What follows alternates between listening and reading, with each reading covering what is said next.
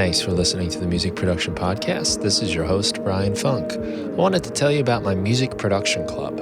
It's a monthly subscription service that gets you new music production tools in your inbox every month. It's a little bit like a Patreon, actually.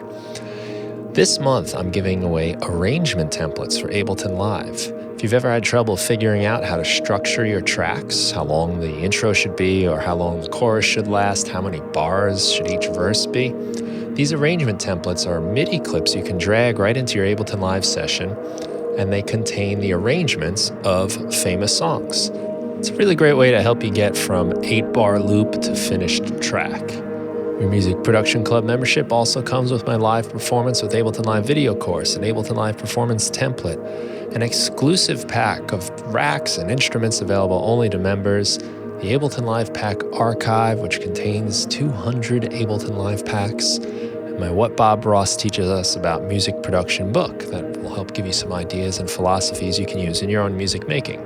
My guest on today's show is Todd Reynolds. You're going to learn a lot about him. But right now, Todd is doing a 2-day online course this weekend, Saturday, December 12th and 13th, 2020, from 12 to 4:30 p.m., in which he helps you learn how to create an online presence. He goes over video, streaming, all kinds of things that he's been perfecting over the last year since he's been in lockdown.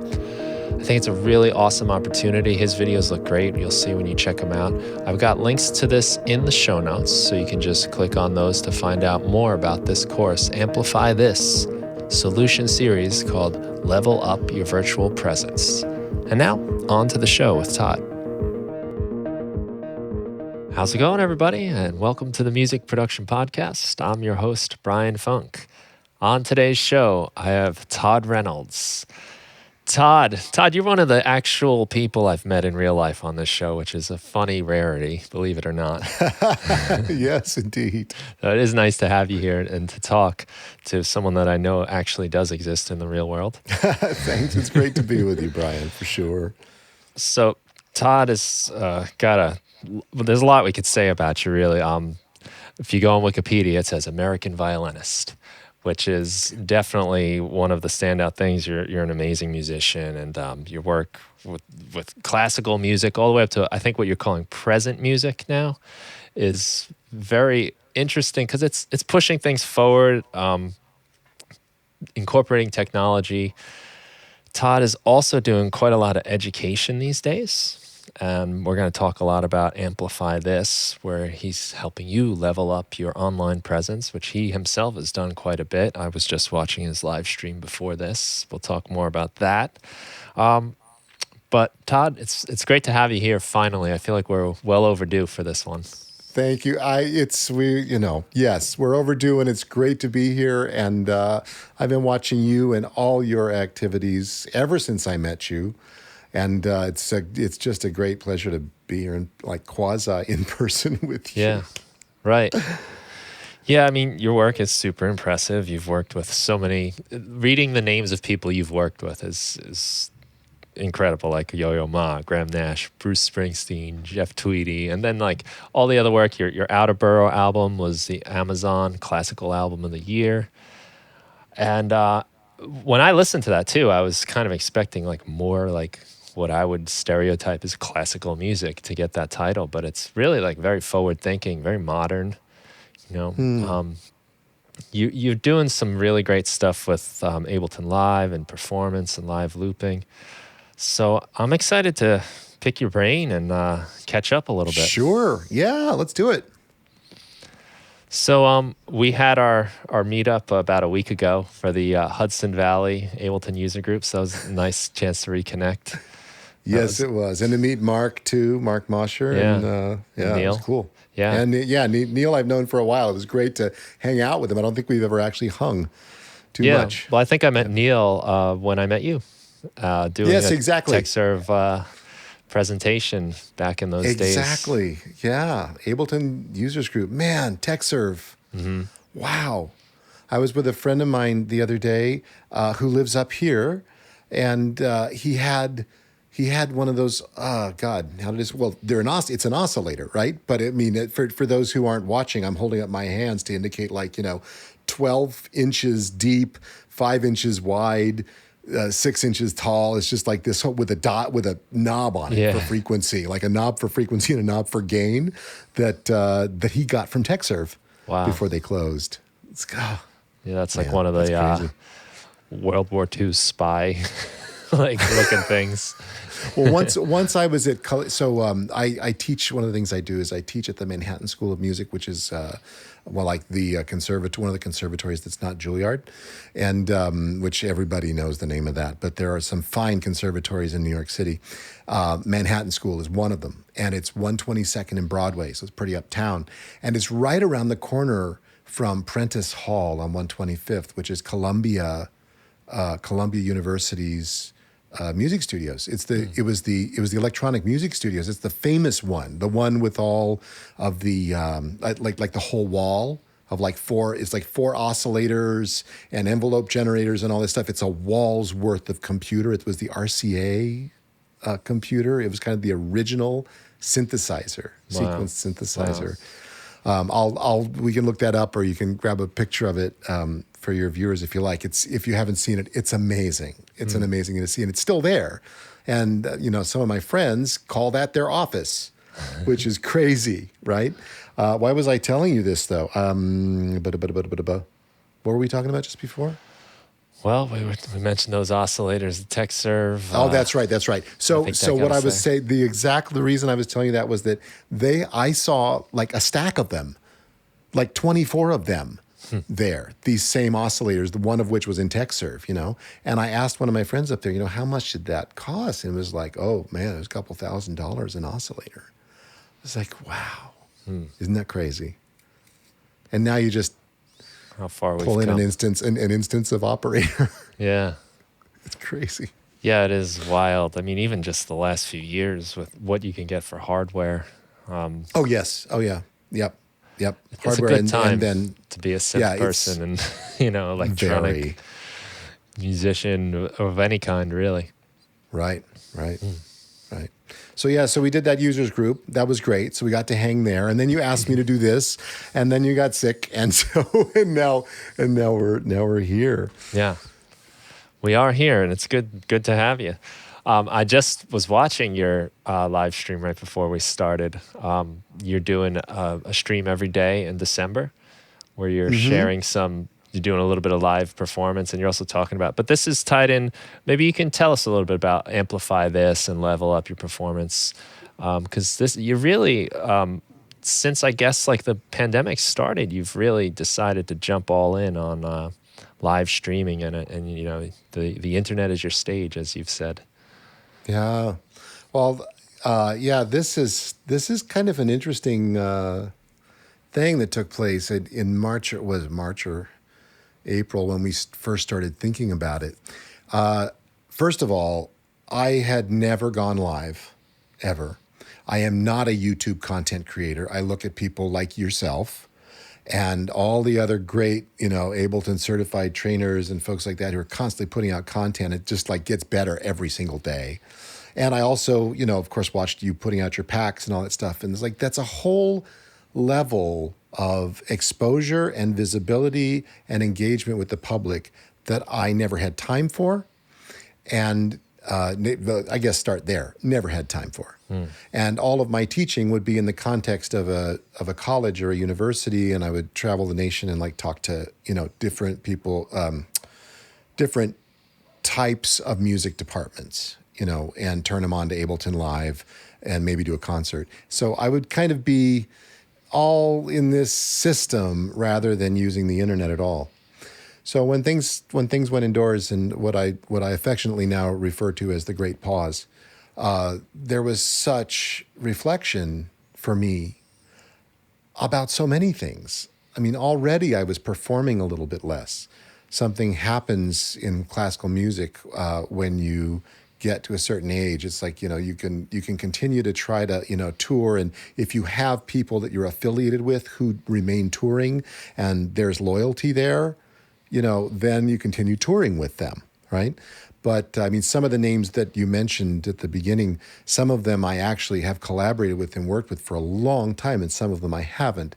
Bruce Springsteen is somebody I was very fortunate to appear for 7 shows with.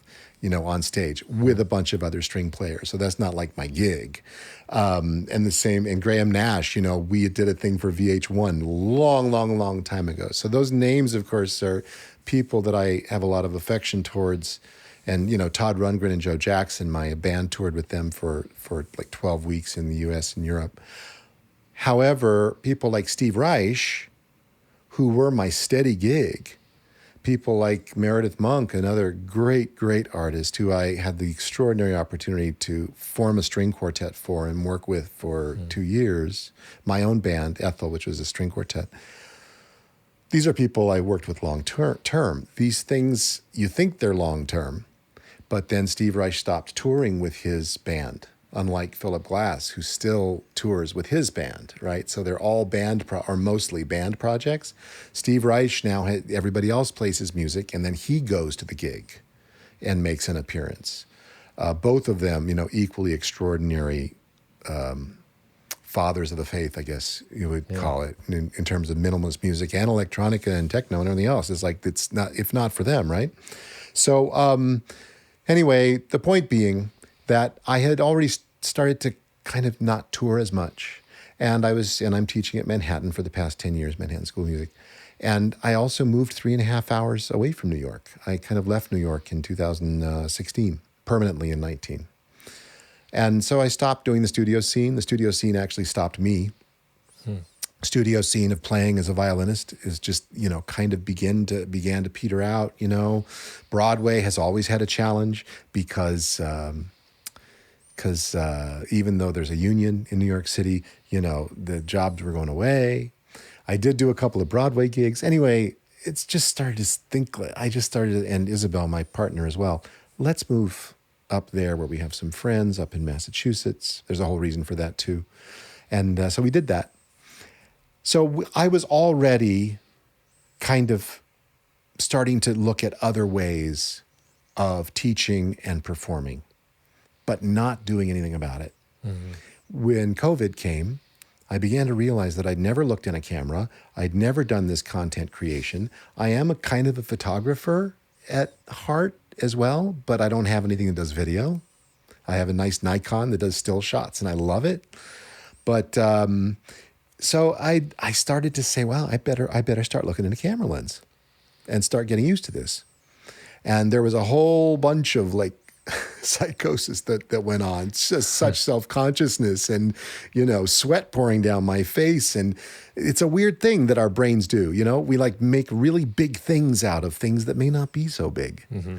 It took me a couple of days to get kind of comfortable. And I took some test video and stuff like that. And I finally decided, after watching a bunch of videos and, just to push the button and go live. Mm-hmm. So I did that once. And the first time that a comment came back at me, I felt better. And all of a sudden that comment meant a connection. And at least me as a musician, it's about nothing else other than that. And when we perform on stage, we don't even get the chance for that type of connection. You go up on stage and you play, right? A lot of people want to see virtuosity for classical musicians. I've never been about that too much. It just doesn't attract me. Flexing and power and stuff like that. It's more about heart stuff for me. So I began to realize that with those comments and that engagement, I could have more of what I wanted. So I started that, and then I talked to a coach. And that coach said to me, after asking me what I was about, and I told them what I was kind of interested in and who I wanted to be for people and what kind of a contribution I wanted to be for my industry and for people. She said, "Yeah, I really think you could do this. I really think that there's a place for you out there. If you put a stake in the ground around the things that you think and you're passionate about." This was also during George Floyd time too. Mm-hmm. So post George Floyd's murder, I just leapt on to the internet stage, wanting to say the things I wanted to say and to be of support. So I started doing that. And as I did, all of a sudden, Isabel and I we dug down and we're like, you know what? We should create the infrastructure for learning here on the internet. So we started what we thought was going to be a school. these first imaginings that you have are very, I mean, we look back at it now and it's like, boy, we were babies then, weren't we? So, this is something I want to talk to you about as well, because, you had to start someplace, your business and the way you do things. Well, we just started. So our school, air quotes I make, our school, we started in March or April. So we're babies. And we did our first inaugural event, inaugural program in July. I think we started in July. Bang on a Can, my musical family, who's like really where I sit and live. We have up where I live here, we have a summer institute every July at Mass MoCA, which is Massachusetts Museum of Contemporary Art. So that had been canceled because of COVID. So I'm like, all these people have all their summer programs canceled. Let me put out something into the world that makes sense. You can still see the skeleton of that program on my website on toddreynolds.com. You can see under Amplify This, you'll see, what we did there. I think I should probably take it down soon and replace it with the next one. So we made this, and I began to do these level up your virtual presence type of classes. I did a free 3-day training so that I could get to know folks, and so to let them get to know me, just to generate interest and to see if anybody would be interested in going on this journey, on this 8-week summer course journey.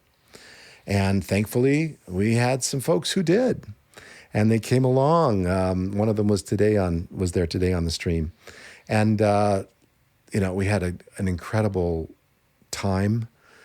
First, breaking out the technology conversation. Some of them didn't know Ableton Live. I turned them on to Ableton Live. They bought pushes.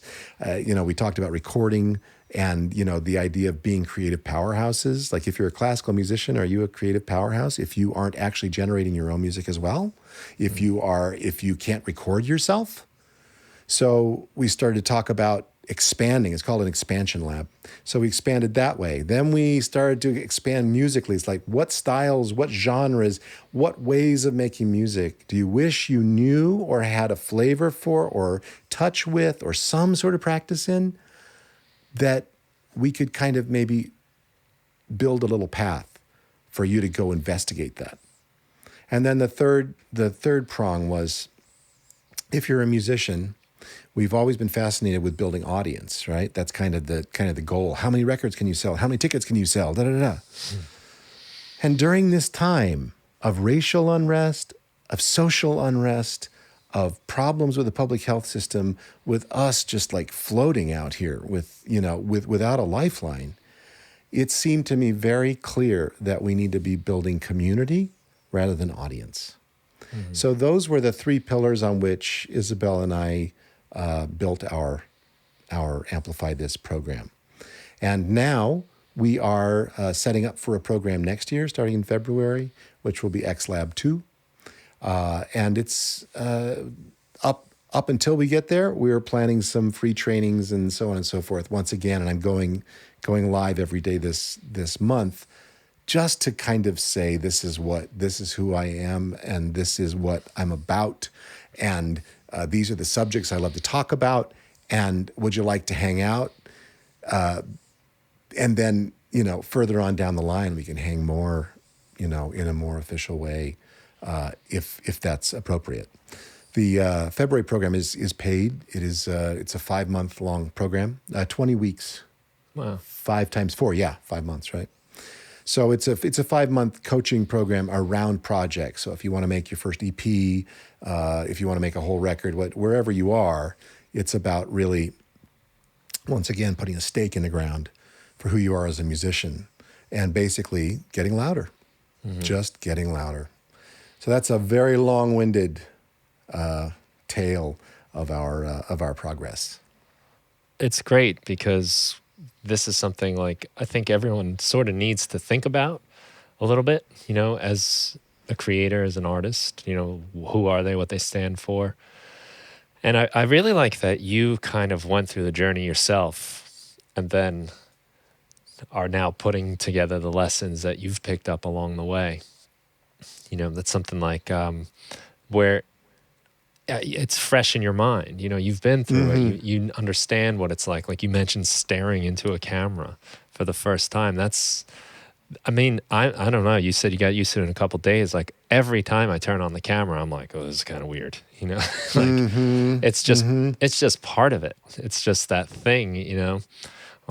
where it always feels a little funny, and there's always a voice going in my head, at least, of all the reasons why I shouldn't be doing this and why I look like an idiot, why I'm a fool, like Oh, yeah. someone's gonna see this and think Yep. whatever. I mean, the story just starts It playing in unfolds. my head. It's like I put the movie in the DVD player of my brain, and then it's like, here you go, buddy. You're on that journey now, and you better eject real fast, or else you're not going to ever do it. Right. That's, yes. Yes. It's called imposter syndrome. Oh, I mean, yeah. that's another word for it. And we hear it a lot, I think. And it's a wild thing. It's, I experience it every day too, right? But it's just not about the lens, because somehow when I say that I got over it in a day or two, what I got over was the kind of intense resistance to it and rejection. When I look in the lens right now, as I'm doing with you, I don't have a story playing about this, but as soon as we end this podcast and I go to thinking about what's next for me in any direction, with my school, with whatever, that's all. I have a different DVD. So it's like we're all carrying around these different DVDs, and they're so torturous. It's hard. I mean, I think we should really, and you did just now bring it up, we should really get with that, because it's a formidable opponent, this thing we have in us. This kind of well, it's a Buddhist thing. I mean, I could talk about this for hours. I'm not sure if you want to dig down too deep in this one, but we were born, we are born without observers, right? So like the way we think and that conversation that goes in our head, it's constantly going throughout our entire life. And we don't have the perspective of being able to point a finger back at it and watch it. We don't have an observer, which is what meditation is kind of about, is the like Buddhist like Eastern meditation. It's the decision, the choice to sit down and observe the mind in pursuit of breaking it away from the normal chatter and just watching it. So that's what people are for each other. That's what you and I are for each other, right? So like we say something and the other person reflects it back to us, or just the feelings of being with people. And of course we have less of that now, right? And doing it through a lens and through a screen is kind of weird. But I just sat there the first 2 months of the Great Pause and said, I am so grateful that I have internet and I can phone a friend and I can hang out on Zoom. Yeah.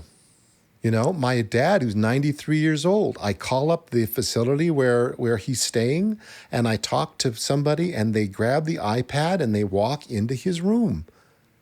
And I can see him and I can talk to him. How grateful can you be for something like that? I don't know what we would have done, honestly. I mean, Yeah. we are, I have the same feeling too. Like, oh, thank goodness we got this, because Yes. it was a lifesaver, literally. Yep. On one of those first calls that I had with my dad, you know what he said to me? He said to me, do you realize that like virtually near the day I was born, not me, but my dad, the like close to the day that my dad was born, my grandfather lost his first son to Spanish flu. Wow. And my dad said this, and we don't talk about George if ever. We just don't, because George died many, many years ago in 1927. So it's like 10 years after the beginning of the Spanish flu, this man died from complications from the Spanish flu. So this is what my dad says to me, and it's like, wow, pandemic to pandemic. Yeah. That's crazy. It is crazy. It's to go back to something you said. it's like secretly comforting for me to hear you feel like an imposter, so because I Yeah. kind of like in my heart know that I am in a lot of ways, like I don't have a lot of like the formal education and like all the, everything I've done is, this is also something I'm proud of too, is that I've done through my own work and my own time and efforts. But at the same time, it's also the insecurity too that, that's, or at least one of the places I can find an insecurity. I think Yep. the thing is we can always find an insecurity no matter what, no matter where we are.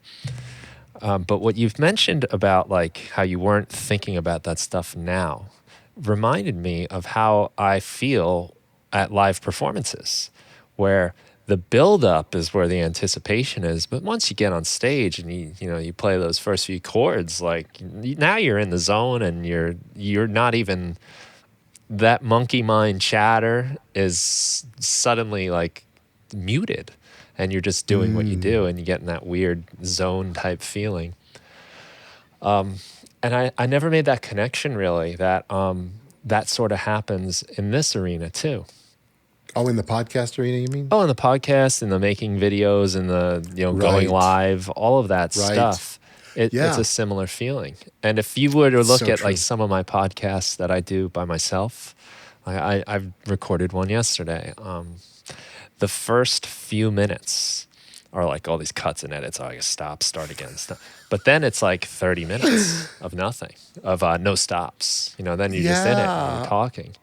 But it takes that kind of like getting used to the water or something. That's amazing to know. Yeah. Well, I never really put that together and made that connection of Oh, cool. the live performance aspect where you're suddenly just doing it and you don't even hardly know you're doing it. Right. No, that's true.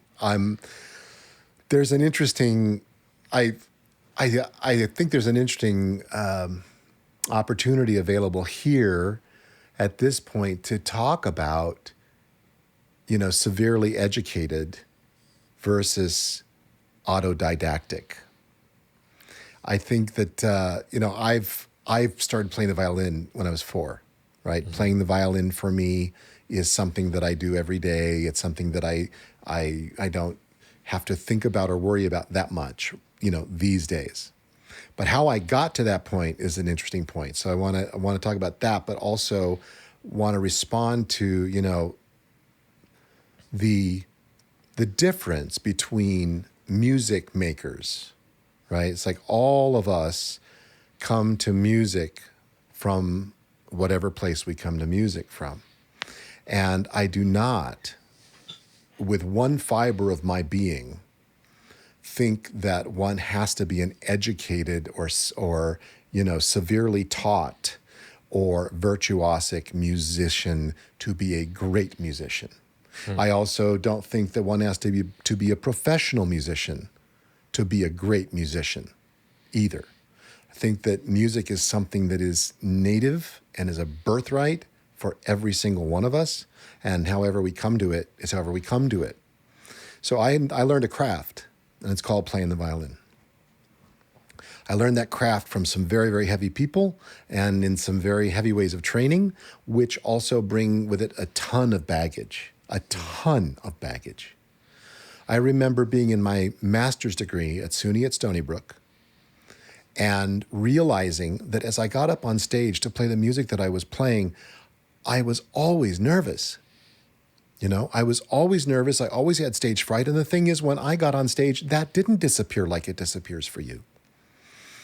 I was worried that I would slip up. I was worried about what people would think because I felt like there was this expectation for me to play something perfectly. I was carrying the classical music perfection forward for myself. Right. And not until I started to play jazz or try to play jazz and rock and roll did that leave me. And what was really interesting about that, do you remember that in Port Jefferson there was a jazz club called Harrington's? Yeah. Yep. I went to Stony Brook myself, so oh, right on. I can. Cool.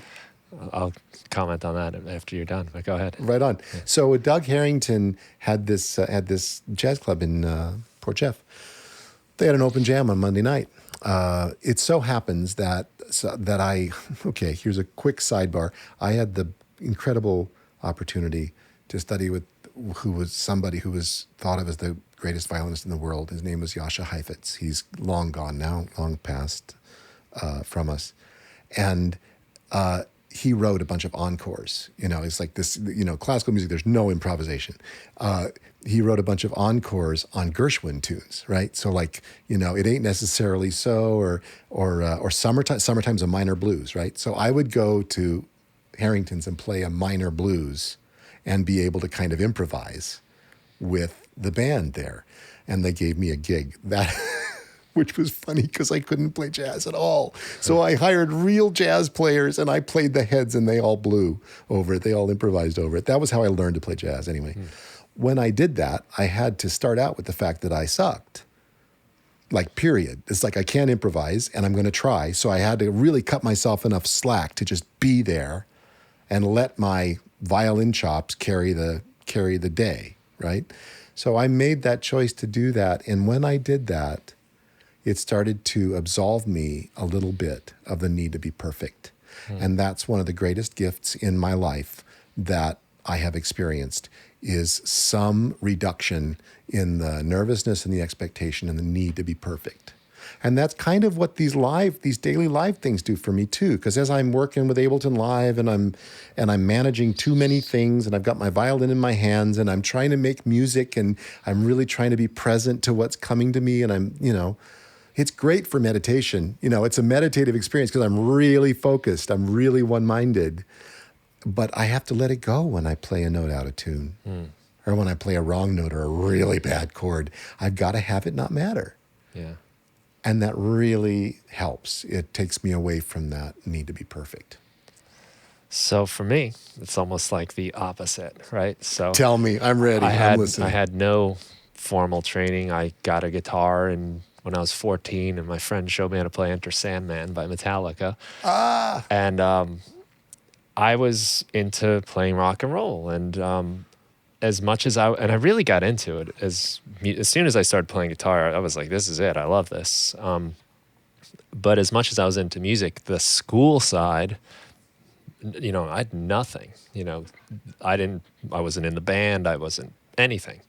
And it was just kind of funny that like I had this passion, but there was nothing there at the school for me.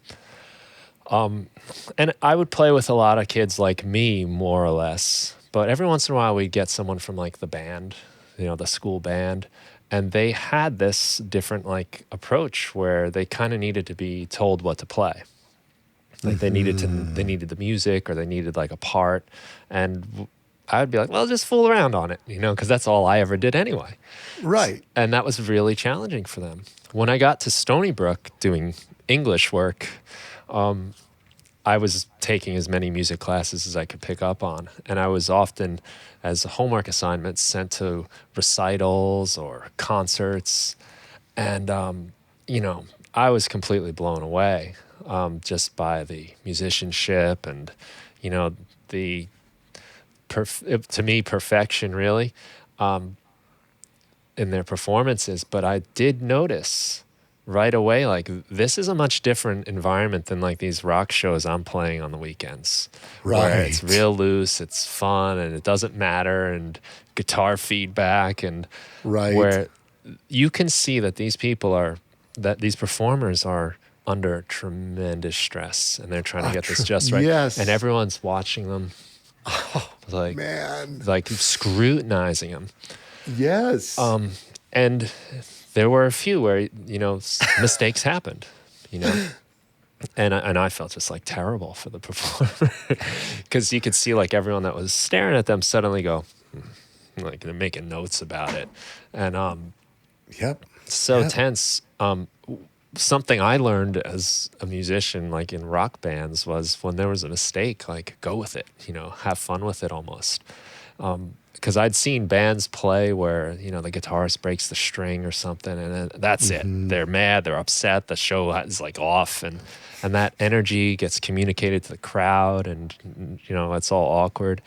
Whereas we learned, if something goes wrong, like, laugh, have fun with it. It's okay. Let the audience in on it. This is fine. No big deal. And a lot of times, like, I think our personalities came out through those moments. So we were much more comfortable with that. And we weren't playing any kind of music that needed to be played well, So it was raw and it was, emotional and everything. So it was mostly fun. Right.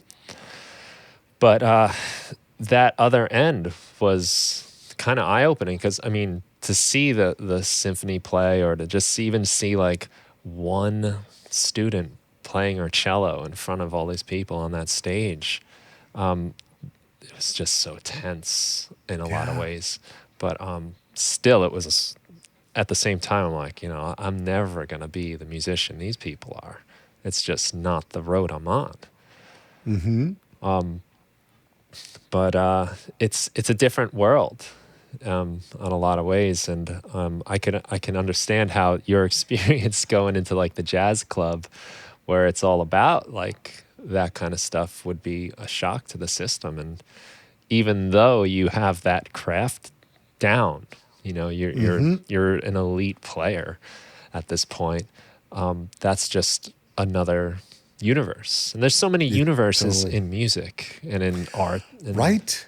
And like you said, I know people that couldn't tell you the notes they're playing on their guitar, but just bang out great songs. There we go. And you're just there like, we go. You don't even take lessons. You don't even know what key you're in. But like, man, how did you do that? Somebody taught me these 3 chords, and I started singing. It's that type of thing. Yeah. Some of our greatest are like that. Some of the greatest in American music. Yeah, it can go all those ways. It's really funny when you were. First of all, when I was in that jazz club. Well, I guess what occurred to me just now is that there's this convoluted, paradoxical thing where, like, I walk into the jazz club and it's a whole other universe, but I'm carrying with me an attitude of perfection, which I know then I have to start to let go of, but then you got to perfectly let go of it. And you just kind of, your brain just gets warped so much, to the degree that when you were just telling your story and you said, I recognized that there was a lot of stress up on that stage. During that point in your story, I just noticed that my hands, which have been at my sides, just got crossed in front of me kind of naturally, in protection probably. Right. Yeah. It's really crazy to think of that. And, of course, if I back out and I zoom out from that, we can see this in so many different parts of our lives, right? Where it's like we're taught to really grip something and it's not fun anymore, and a lot of us persist in doing that, whether it be a day gig, whether it be, whatever that we're not fully expressed in. I'm not even talking about music, just anything. But you grip it and you start getting attached to something that's not quite right, and you make that normal. Well, that's kind of one of the things that I think that's kind of the cost of some of our education. In all things, in academia, period, maybe, but for sure in classical music.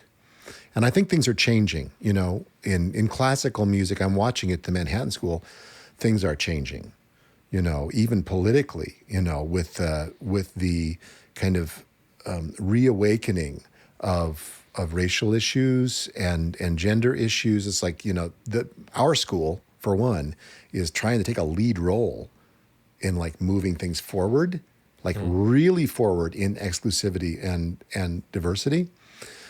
So I think when you do that, when you start breaking apart some of the strangleholds on ways of being, it really does loosen stuff other places too. And when I get my people coming into classes at Manhattan School, we're talking about very talented people, right? And what they're coming to do is like a second master's or a first master's in what is known as contemporary classical music, right? So in order to want to do that, you have to be prepared to work on the fringes. You got to be prepared to work in art music.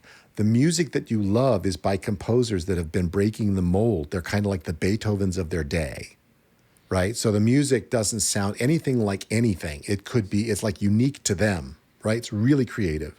So those are the students that I get. And when they come in, we only have 14 in our program. When they come into that program, they are already open and seeking and excellent and awesome. And then I get to teach them Ableton Live and Max. And what I'm really trying to offer is the permission for them to be originators and composers and improvisers with this stuff, not just interpreting somebody else's music. Yeah. And as that is accepted, I think things change. They're also, all of them, bringing in something else to the party. You know, back when I went to school, you wouldn't find a violinist at Eastman coming in knowing anything about bluegrass. Now I got people walking in, you know, who play Irish tunes, you know, and had that as part of their life because the culture has changed so much. Right. And some people coming in with Ableton knowledge, like really good Ableton knowledge. It's really cool. Well, it must be nice to get that energy too, those like open minds that aren't yes, you know, so stringent to the yes, the tradition, maybe. Exactly. But the good news is that, you know, my sense is that it's changing all over. You know, my hope is that it's changing all over. I mean, I'm kind of talk about blinders. When you're a New York person, you know, the whole world looks like New York. That's unfair. Yeah. You know, you only see New York and you don't see what's going on in Idaho or Iowa or, you know, whoever went from the major institutions to teach there. You know, it could be different, and I don't know. You know, but that's what it's like in New York anyway.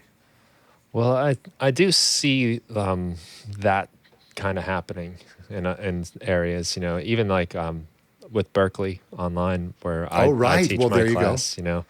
Yep. They've really I didn't know that you taught a Berkeley class. How did I miss that? Of course you teach a Berkeley class. Yes. Yeah, sampling with Ableton Live.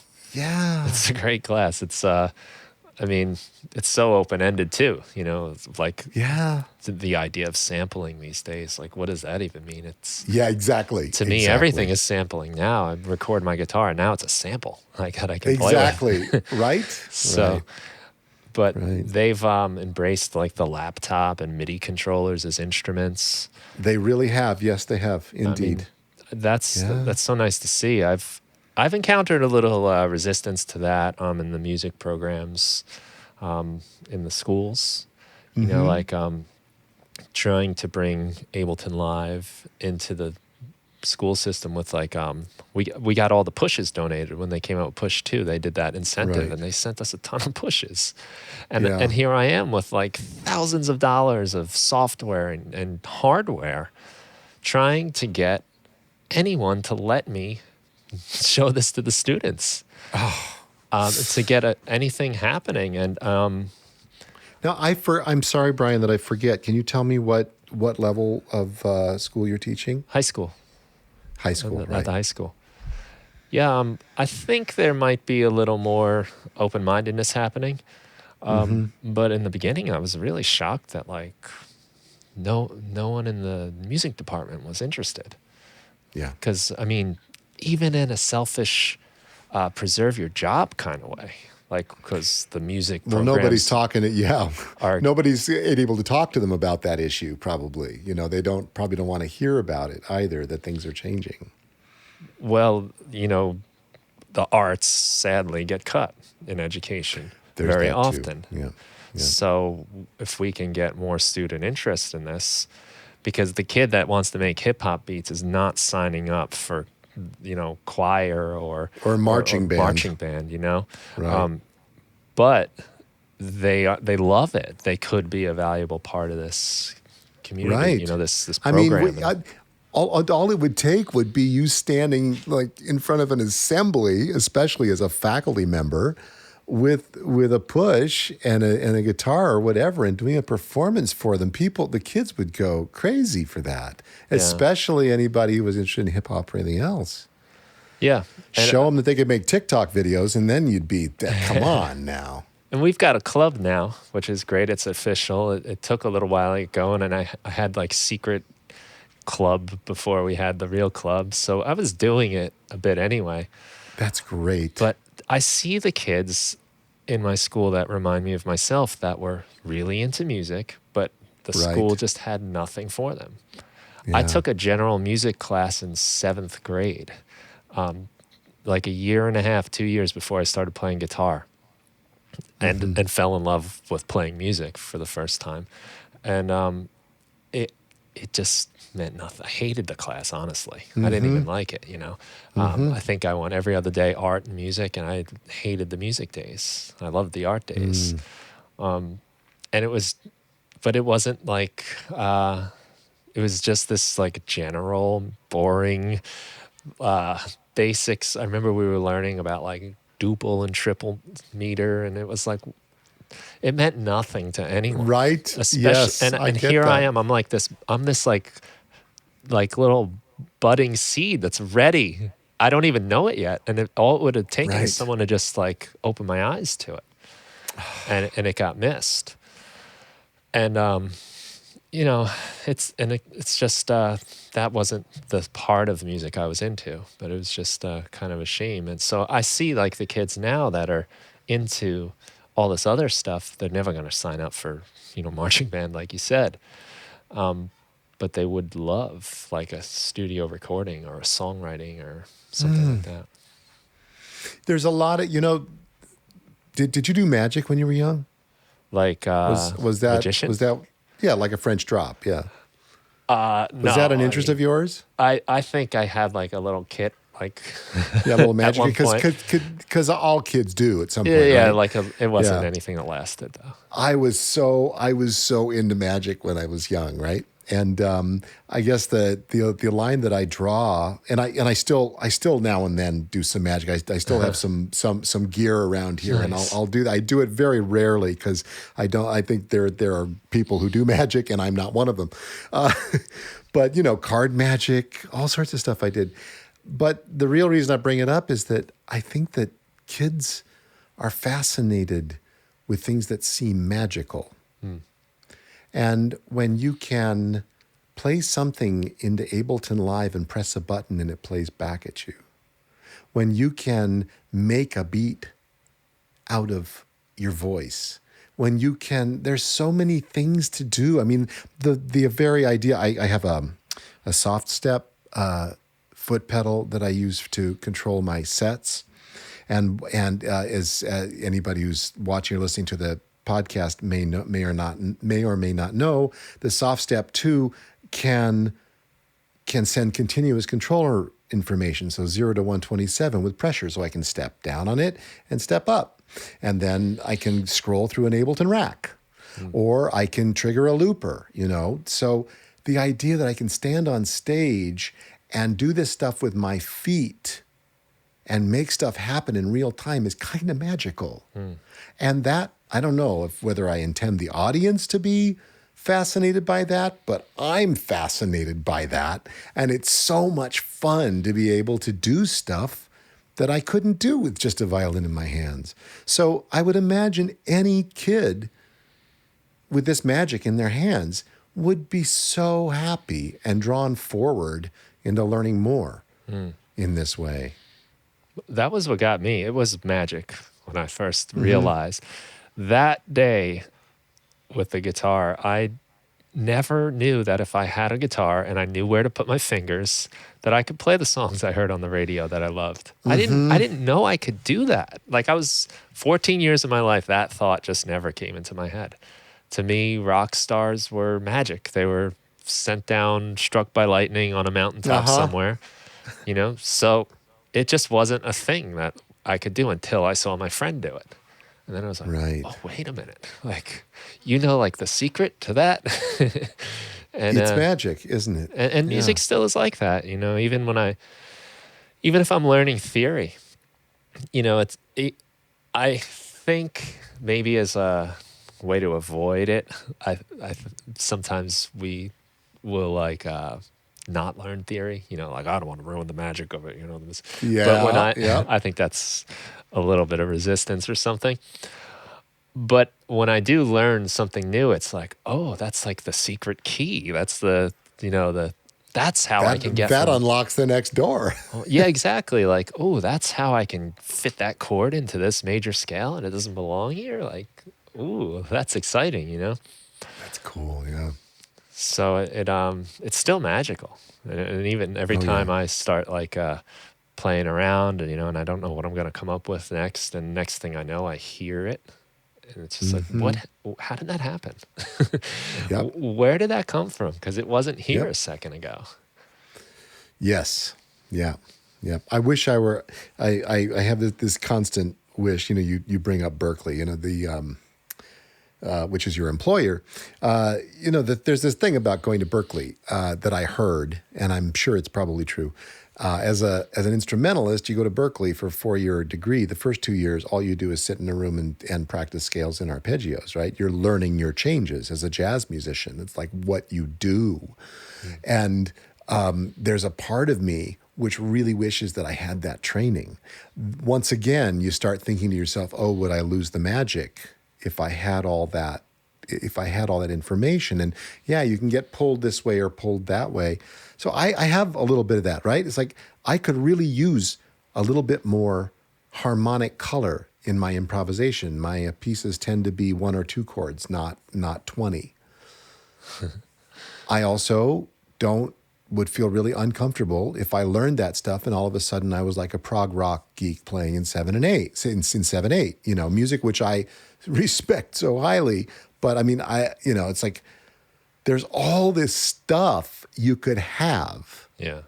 and all these paths you could go down. But of course, there's still time to change the road you're on. Anyway, I had to do the Zeppelin quote. Sorry. But yeah, so I don't know where I was going with that, but it was the theory thing. The theory thing is kind of a bug in my bonnet, a bee in my bonnet too. Mm. I still say, what if? You know, I had a composer once. Now this is here. Let's check out this word for a minute. Counterpoint. Have you ever done a study of counterpoint? Not a study. So, I mean, you know, this is something that when you're in music school, they teach you in like intro to theory. This is where you're going to find my imposter. No, this is where you're going to find mine. Oh, and so I see. You're crossing your arms. I got you. Protecting myself. So, yeah, I hear you. So what's really interesting about this is that if you want to be a composer, like a classical composer, this is like part of your education. It's like if you're a linguist, you're learning Latin and the Germanic language. You don't get away without doing that, right? Mm. I never did a firm study of counterpoint. And I have a couple of really close composer friends. When I started to compose, they kind of very gently and beautifully and wonderfully, you know, said to me, you know, you should really study counterpoint. And I'm like, will you be my teacher? They're like, oh yeah. Well, that never really worked out. But one of them did give me this standard counterpoint book. And I said to him, I said, why? I mean, why do I need this? I mean, I don't write notes. I don't write music like you write music. So, I mean, the way that notes behave toward one another as they pass, why do I need to know that? And then he said the most brilliant thing to me. He's like, it isn't about the relationship of note to note. He says, it's about the relationship of objects in space. Okay, so I had to think about that one for a minute. But what I began to understand is this is what compositional architecture is like. Right? So it's not only about how this note, you know, moves against that note. It's more about balance of anything, you know, balance of objects. So like architecture has that. Sculpture has that. Counterpoint is the way that music has that, right? So like if you and I were to make a conscious study of counterpoint, our arrangement view would look different. The way that we would compose songs and like put things against each other would be different in an educated way. Maybe that would ruin the spirit of what we do. I'm perfectly good with that idea that you know, maybe that's not a good thing for people like us. But that's, I kind of finally understood from a real composer, listen to me. I finally understood from a composer one way of thinking about the balance of things musically, right?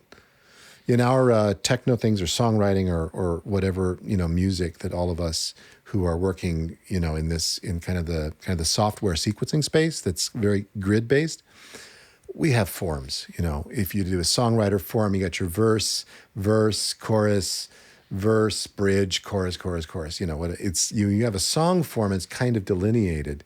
You know, in the techno space, it's all four. You know, everything's four. So groups of four, changes on groups of 4 or 8 or 16, and so that isn't really present there. It's a different way of thinking. It's kind of a way that I enjoy thinking more than in like some kind of mystical, like balance counterpoint sort of way. I enjoy the music that I listen to, and that's kind of the music that I make.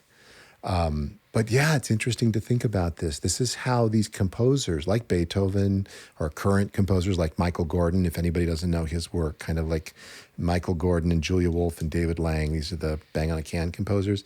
Their music comes out of the lineage of Philip Glass and Steve Reich, but breaks it and makes it into something completely different and very urban and very current, you know, over the past 30 years. And then the people that come through our academy, Bang on a Can Institute up here, those are other, you know, incredibly strong, younger compositional voices that are out there right now as well. So it's like, the music evolves, but that's how they make the larger scale pieces, is by really understanding how things can really balance and do larger scale forms rather than, you know, like an 8-minute set, an 8-minute form. There's this great piece I want to turn you on to and your listeners. This is a favorite thing of mine. There's a piece of Michael Gordon's called Weather. Like the rain or... Yeah, Weather, exactly. Okay. WEA. And it was written for a string orchestra, a string orchestra in Germany, I think. Anyway, it's put out by Cantaloupe Records, which is Bang on a Can's record label. One of my favorite things to do is first snow, turn off the lights, look out if you got a moonlit night, first snow, headphones on. It's an hour-long piece and very repetitive. And yet when you put that on, kind of the power and strength of the architecture and how things kind of just change slowly over time, and the shifts that you hear in the headphones, it is an extraordinary thing to do, is to listen to this big, long work. And what's interesting is it is called Weather, and it's in 4 sections. So when you think of like Vivaldi's 4 Seasons, which everybody knows, it doesn't sound like this or have any connection to it at all. But when I hear the word weather and I hear 4 sections, I like start to think that. And you can really feel in this piece cycles, you know, which end up, you know, to be about an hour long. So anyway, it's one of my favorite things to do, and it kind of brings you into a current view of classical music. Not that current. It's at least 15 years old, I think, by now. But you know, even more current than like Steve Reich's music. And Steve Reich is, of course, still alive, still composing. But his seminal, huge works like Music for 18 kind of are the same. That's another one for your listeners. Music for 18 musicians is an incredible piece of music. And when you listen to that music, which is completely, you know, instrumentalist on a stage, no electronics at all, you begin to hear some of the patterns and influences that you've heard in techno music or in house music or in electronic, in any kind of EDM. It's related, you know. So that's kind of how classical music and electronic music have kind of existed together over the past, you know, 30 years. I could see that relationship a little bit And this was something that started happening to me, I think, as an Ableton Live user. Really, when I started like building like my live set, I was going to put all my different songs onto one project. I made the decision that I was going to have like, all right, one track will always be drums, one track will always be bass. And then I was like, well, then what's the next thing? I was like, well, that'll be like the next frequency area higher. And the next frequency. So it went up by frequency. And that's been a big change for me. And I'm looking for balance in like the sections of the frequency spectrum. So when I'm like writing something like, all right, I got a lot of low end going on here. Now we need something to balance it out. That's counterpoint. It's like frequency counterpoint. Yeah, yeah. And now a new thing that's balance, happened in the new beta here in 11, they've kind of updated like the multi-clip editing for MIDI. Yes. So it used to be where they always had to be, I think, the same length, so that you can see all the MIDI notes. But now they don't have to be. And you can actually, if you have a whole track made of MIDI, you can look at the whole song in that editor down there. And then it's crazy. And then you really see the relationships of objects in space in the notes that are playing. Yes, that is cool. Yeah, and that gave me kind of like, when I first opened that, I was like, oh, wow, this is the whole picture here on the piano roll. Exactly, on the piano roll. And then add to that whole, dragging the I don't know what it's actually officially called, the edges of where the notes, the edges of the note loop to change the relationship of the pitches to the grid.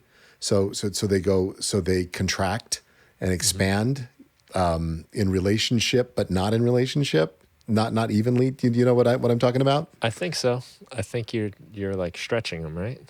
Yeah, exactly. It's a stretch. Yeah. It is totally stretching, but I don't know what the actual. I'm trying to think of the technological / musical name for that thing, or what Ableton calls it. But I guess they call it stretching, right? They're just stretching your MIDI clip. We're talking about like you grab like a group of MIDI notes, and then you can pull the pull the right slider out, and it pulls the location of the notes out. Yeah, the MIDI stretch. Yeah.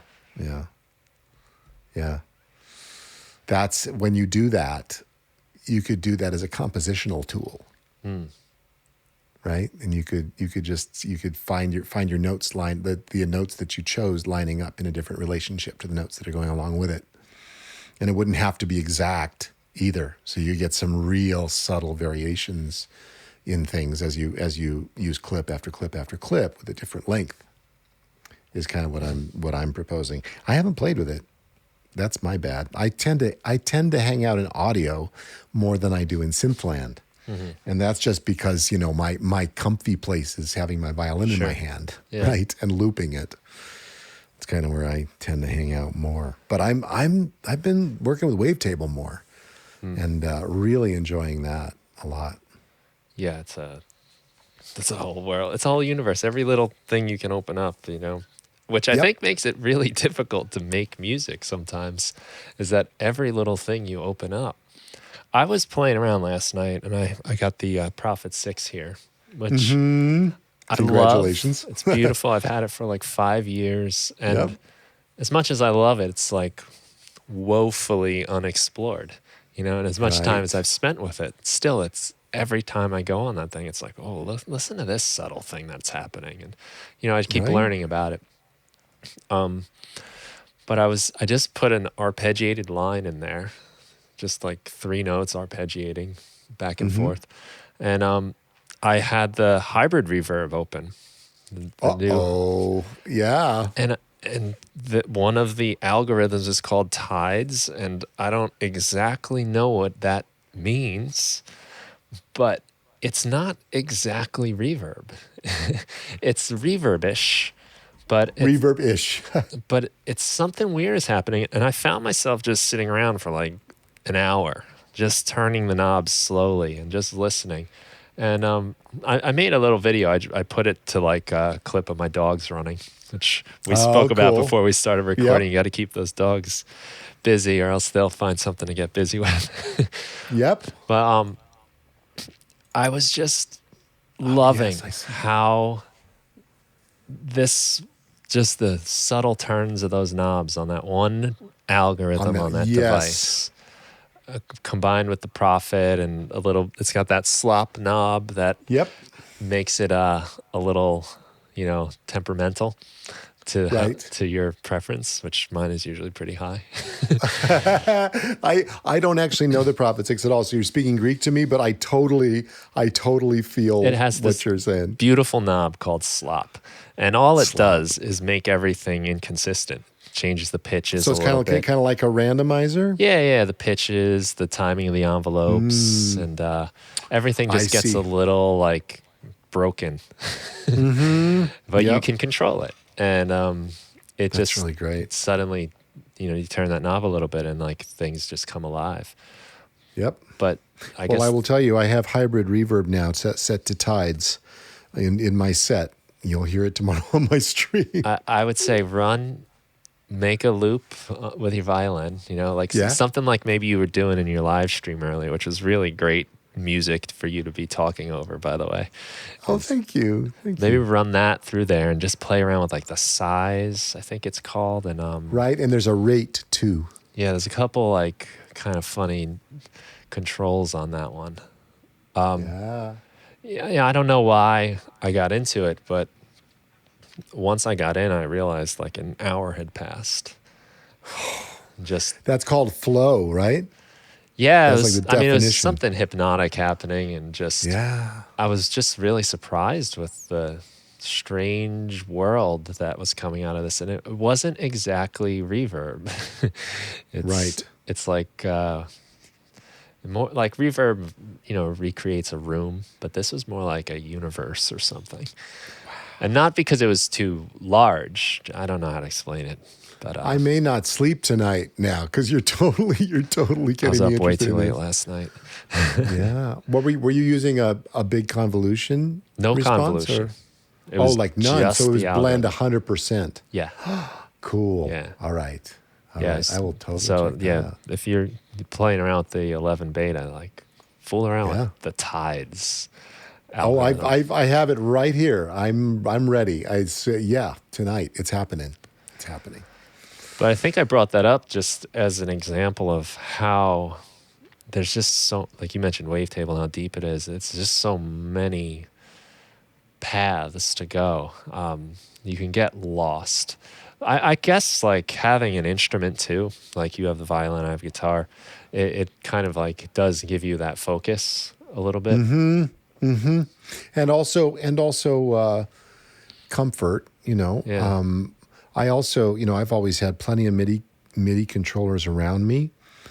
But as I watch DJs and other electronic musicians, constantly manipulating their gear, and even back in the old days when I used to watch videos of Square Pusher with his 8-track tape machine, in front of him, and watch all that stuff going, it's like I would always think that was so cool to do, and it was cool for me to watch. And like when I go to see Square Pusher at the club in New York, I'd be the guy around the side.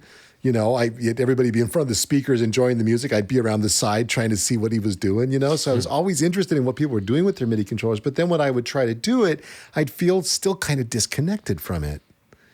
So that violin thing for me, it's been really great the last, I don't know how many years since I've had a push and I forced myself to use the push more. I'm like, no, this is going to be the one I take with me on tour. This is the one. This is the one. This is the one.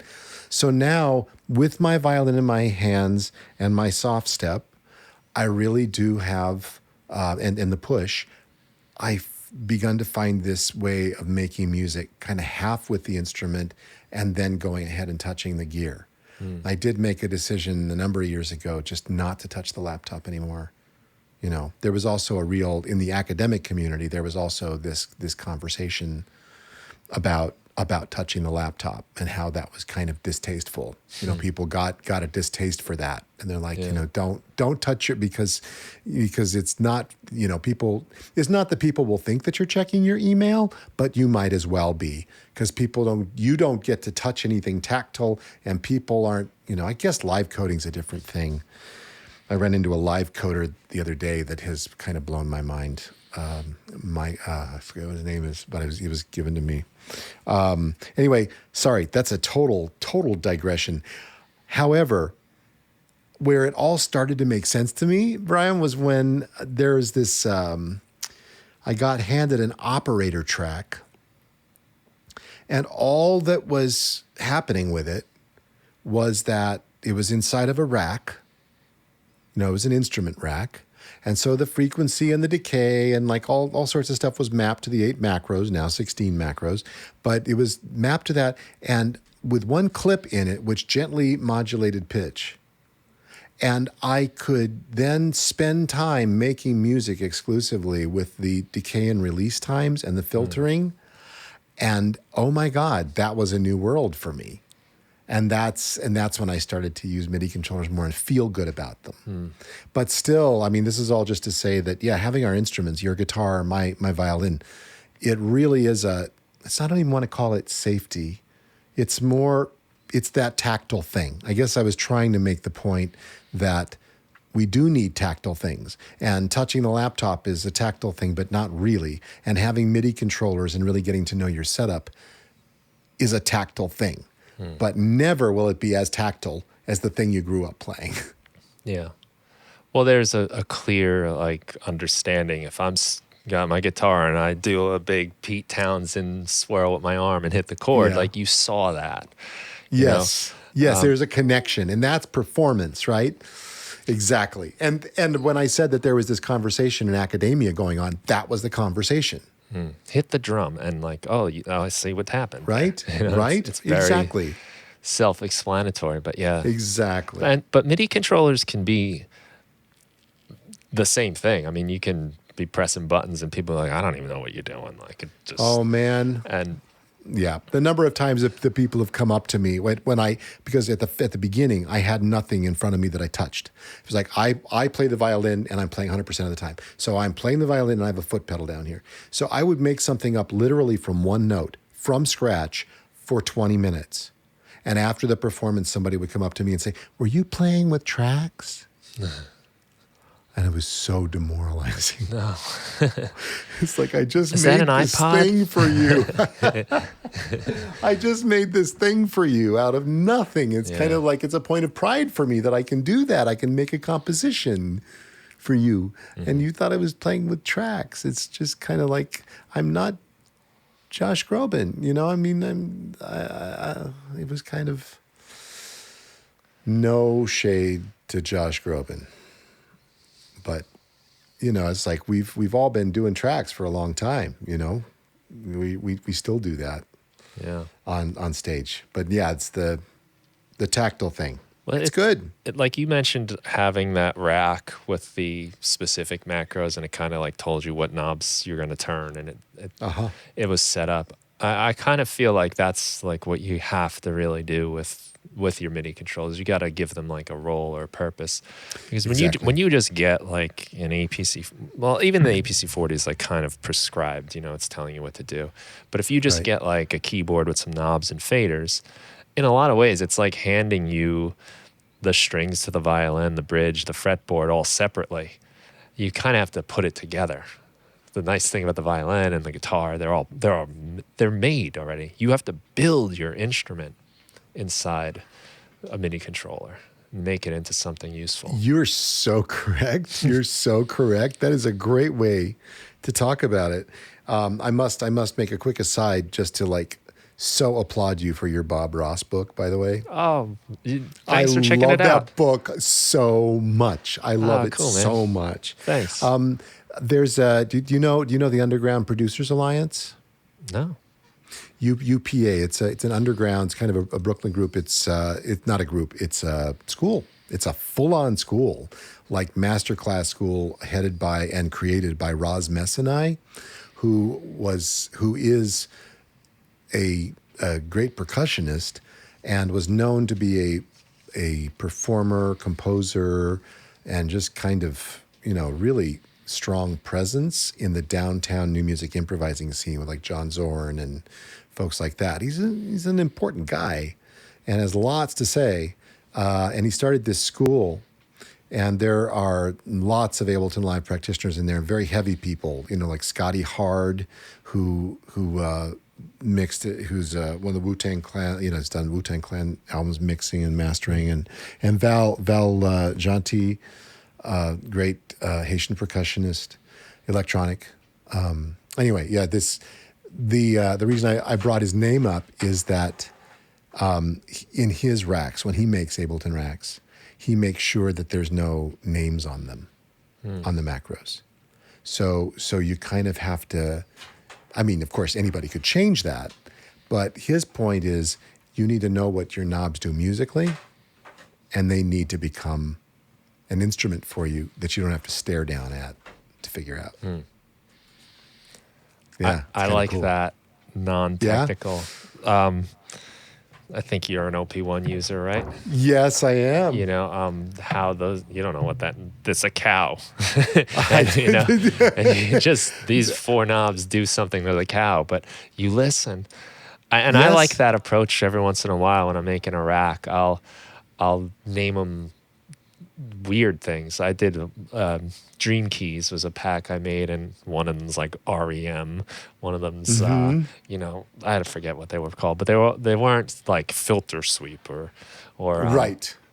Technical things, because sometimes you think too technically, but I think that happened to me last night with the hybrid reverb. I'm like, what is this thing doing?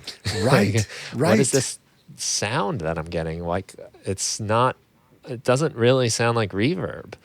It's something different. Right. So yeah. I think, it's great. Like, I'm glad I've studied and learned synthesis and what envelopes do and how LFOs and how everything interacts. It's so nice to know. And the thing that's funny about that too is it's not like you ever figure it out. Like, you're always no. Yeah. surprised on some level, and you're always learning. But when you don't know what you're technically doing, sometimes you stop thinking mathematically and technically, and you start feeling, and you start listening. Right. It gets fun there. It gets totally fun there. I can really lose hours of time in front of Ableton Live, just hours and hours and hours. Don't find it that easy to finish things sometimes with all those hours, but I can, so if I allow myself to just get lost and get in a state of flow, it's a feeling like no other, Yeah. Well, I made recently. I don't even know if I can get away with. We had one of those Zoom moments. No, go ahead. I think we got a huge delay all of a sudden. Yeah, we had a Zoom moment. Yeah, go ahead. You were saying? Well, I'll finish it off. What I wound up doing yesterday, because I was literally hours just listening to this reverb, turning knobs, maybe reaching on the, just total completely blissed out. Yeah. So, but I decided to make a little bounce of it, 4 minutes or so, and then this morning I put it to the video, and that was I'm really glad I did that, and not because I'm gonna say it's a great piece of music or anything, but it's nice to kind of just put the lid on it, make it for something. And yes, this might be something you get some use out of, because I've done it for the podcast too. The last episode I put out, the intro music is it's a wavetable patch that I had made in the past and started playing around with, and they have MIDI clips now in Live 11 that are all these complex chords, flat fifth add 9 and everything. Where? It's in the core library under clips. Then it's MIDI, I think, and tonal. So there's I'm not finding any folders under clips. You got to go under packs and core library. Oh, duh! I'm sorry. Oh, it took me a while to find them too, because I saw that was in the release notes in the latest release. Oh, I see under tonal. I see it. Wow. So there's a bunch of them. So I just threw a few on a track and let those play while this wavetable's going. And I think I'm running it into Amplitude. I'm trying that out, because that's probably going to be the next thing I waste my money on. But anyway, I just had this like kind of like weird ambient thing. So I said, let's just bounce it. And then the next day, I was doing a podcast. I was like, cool, I'll use this in the beginning. And it just, it gave me like so much satisfaction that like, I don't have the pressure of feeling like I have to complete this anymore. And I don't have the guilt of not doing it. Yes, yes. And you certainly don't have a deadline either that you're up against. No. And I mean, I've got a bunch of things I use for intro music for the podcast and never really settled on much.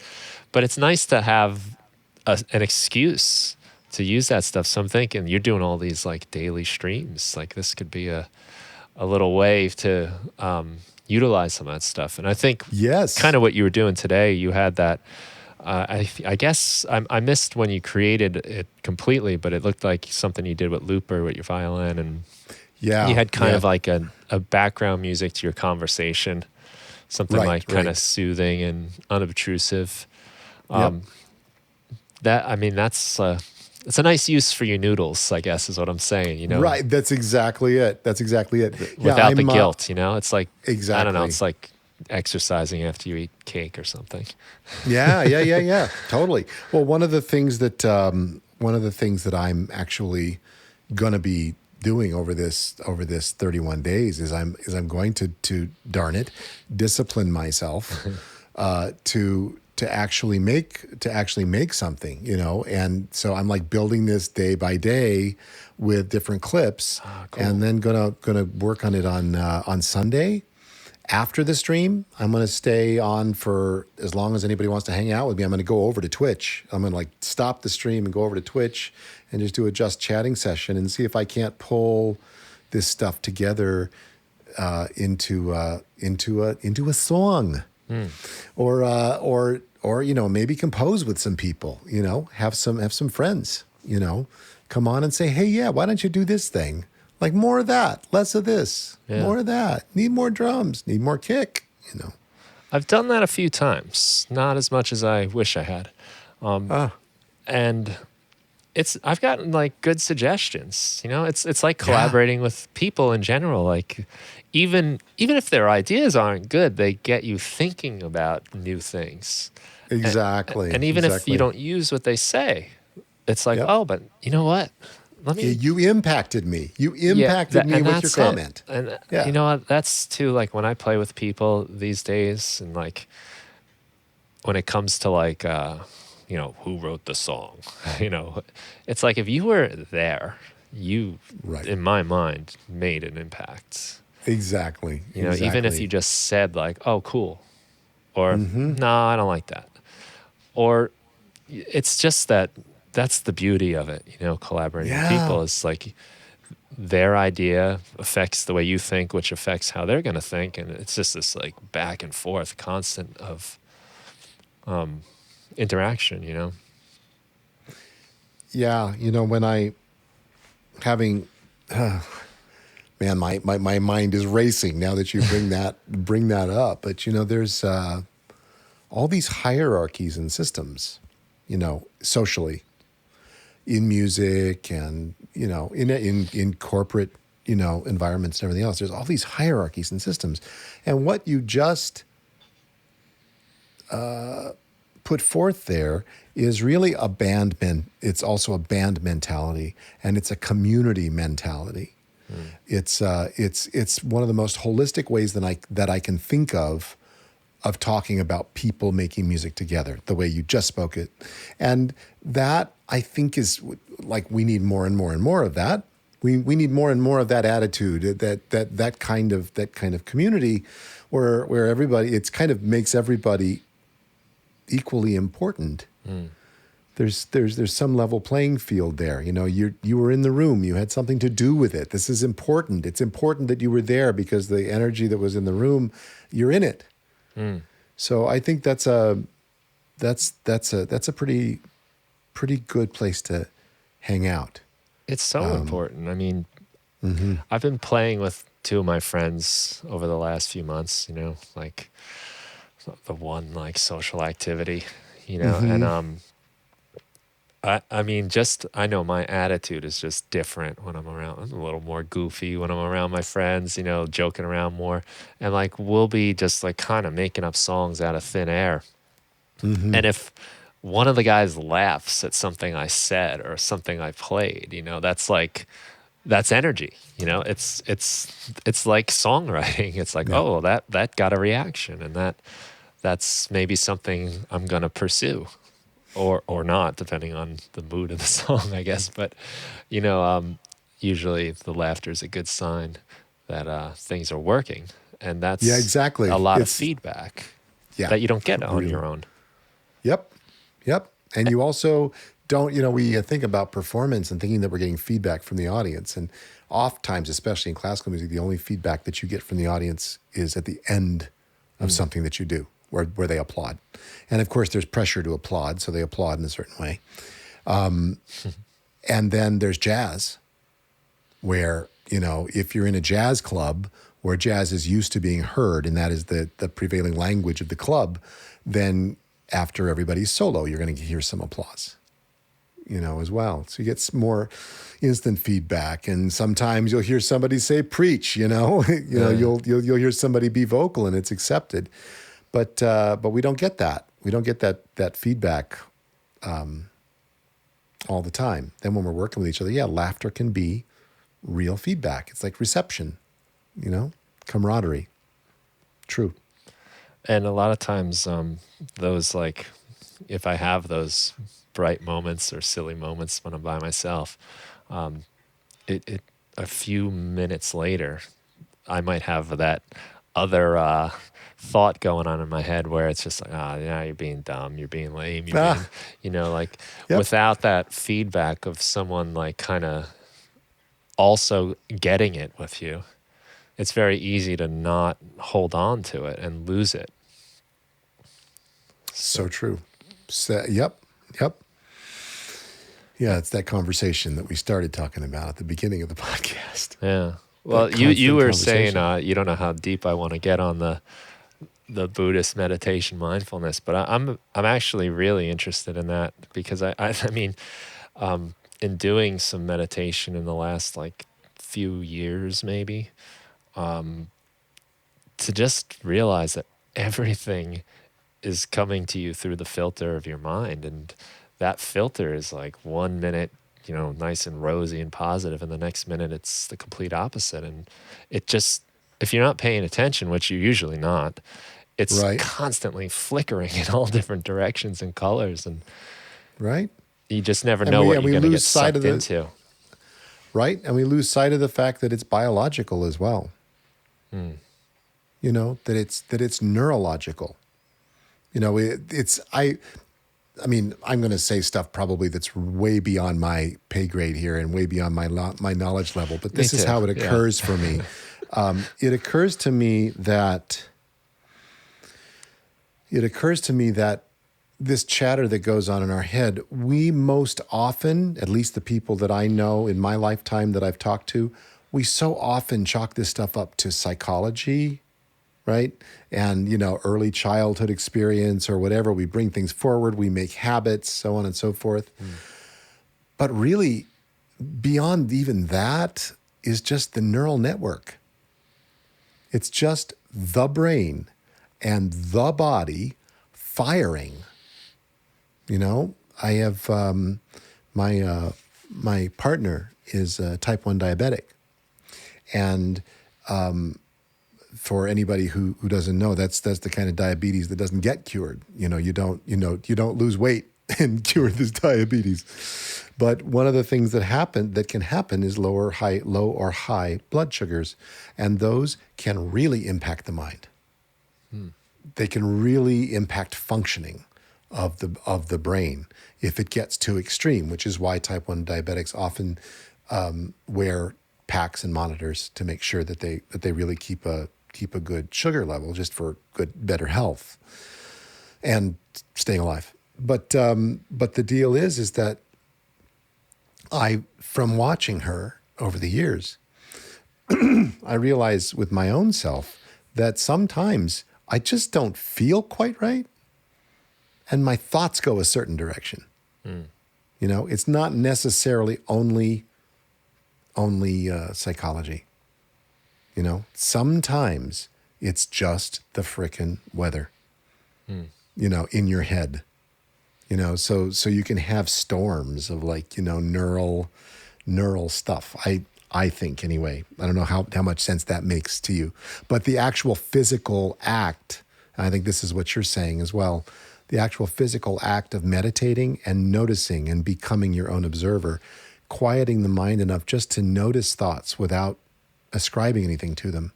This practice also has a physical result, you know, of calming the body and the mind as well. So I think it's really a great thing to pursue in the pursuit of good health, not only mental health, but physical health as well. I'm trying to do more of it. You know, I'm really trying to do more of it. And it really did help me get through, you know, not COVID. It's kind of weird. I really started digging down into meditation again in my life because it's kind of gone in and out. Last Christmas, or just shortly before last Christmas, like November to December, Isabel and I both like dug in hard, like every day. And what was interesting for that is that when it came time to the high anxiety period of early COVID, I didn't feel as much anxiety as I think I might have if I hadn't begun the practice again. Right. And I think that part of that is actually physical. Well, they say your brain, and this is above my pay grade too, but you're making, it's all about connections. I mean, that's why learning is so, like we were kind of talking about, I forget exactly what we were saying, but how maybe it was through the counterpoint discussion, just how like things are connected and like you see it in other aspects of your life, the balance. I think that's where we were going with that. Right. So like, you know, as I learn more about music, it also like kind of makes me understand other things better too. And if I'm making like these connections, well, for instance, like when we teach vocabulary, like at school, you know, the traditional way is like, here's your 10 words, here's the definitions. Okay, quiz on Friday. That's the worst way to remember words because you're not making connections. You're just memorizing the order of the words for the week and then you forget it. But if you can make personal connections, if the word is like, I don't know, like ostentatious or something, and then you attach a person that's ostentatious or an activity and an experience and a movie line and you know, the more likely you are to remember it. And that's really just like everything because your brain is making connections. And it's almost like the weather, it's like water erosion that and your mind will follow those same paths making over new and grooves. Over. And you get in those patterns. And one thing that it has really helped me a lot with was how I feel about being a teacher because I would get a lot of insecurity about that. I mean, it's a big reason why I went by like Afro DJ Mac for so long and not just my name was I didn't want to get found. You know, I wanted to keep that separate because I didn't want to get like seen as a teacher in that like musical realm. You know, I didn't want to like be the rock and roll teacher or give my kid a bad grade or all of that stuff. I thought it diminished me as like a serious professional. And I would very easily do something that I was like proud of musically, like maybe I'll like put out a podcast or I'll put out whatever I do, put out a song or an album. And then the teacher side of me gets like really insecure. And I start going down this, like put on that movie called You're a phony teacher, you know, you who do you think you are with this responsibility of having these children? You just made this stupid song up for the last 6 hours. And then I'm going down that path and it's like a groove and it's like the wheels are on the track and it's painful, isn't it? Oh, it's the worst. And it makes me worse at everything I do. It makes me worse at music. It makes me worse as a teacher. But I think through doing some of the meditation stuff, I was able to understand that I'm just playing the movie. I'm just going into those thoughts. That's all they are. Yes. And yes. I can just get off the train. Yes. If I can yes. notice it, though. But that's the thing. Once again, I am in the position of being able to engage in complete solidarity with you to say that even today, even this morning, I had a good moment this morning because I get up super early. I was up like 4, 5 this morning. And in my early morning kind of, thoughts, this is where a lot of stuff happens, that's both discovery and like really kind of stuff that I'm really excited about, that I haven't thought of before. And also some of the torture also happens then. And even it wasn't this morning, it was yesterday morning, I had the roughest time kicking aside the bad thoughts. The thoughts of, everybody else is doing this thing that I'm trying to do much longer than me, much better than me, with much better production value than me, with this and this and this that is much better than me. And who am I to think that I can do this? I'm a violin player. Why don't I stick to the violin? That's what one of my friends said. Why don't you stick to playing the violin? Like, what kind of friend is that? But it's like, and it's hard. And if you can notice it, yeah, you have a chance. If you can't notice it, you spend a lot of time and then you kick the dog, and it's bad. So I'm really grateful that even just in common speech, this word meditation and mindfulness training and awareness, it is becoming so much more prevalent and so much more common, and it's even being taught to children. So like not from a Buddhist perspective, from a mind, like an awareness meditation, mindfulness meditation perspective.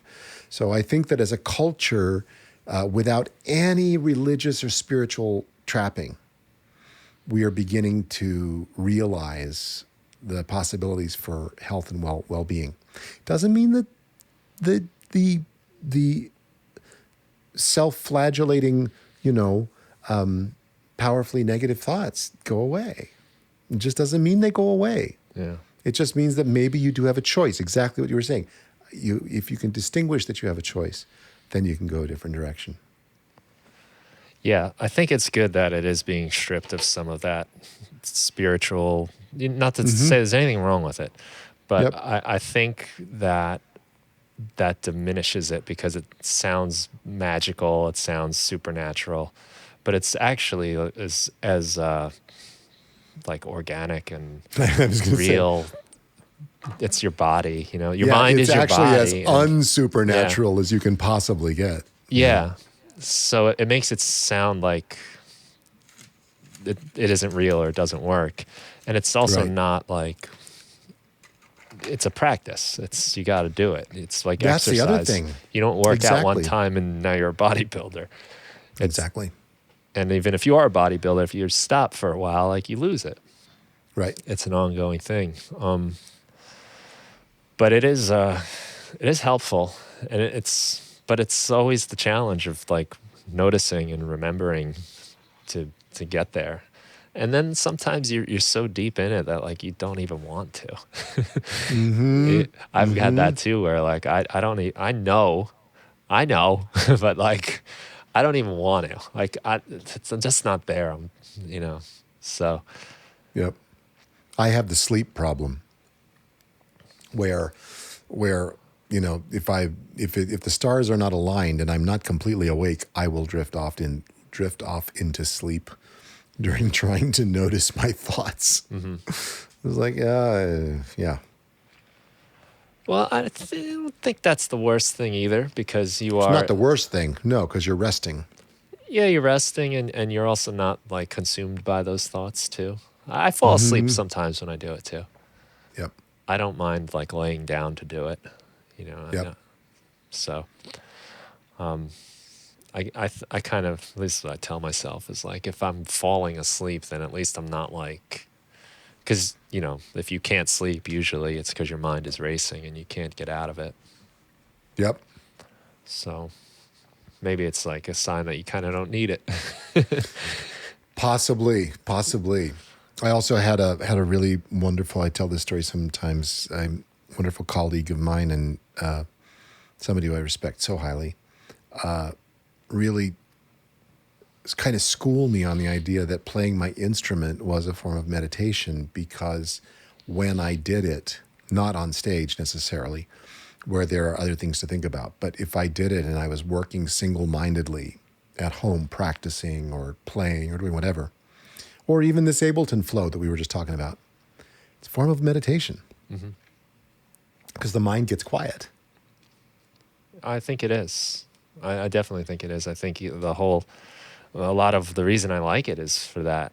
I like it the best when I forget that I'm doing it and I lose track of time. A lot of things that I actually enjoy in life have that aspect to it.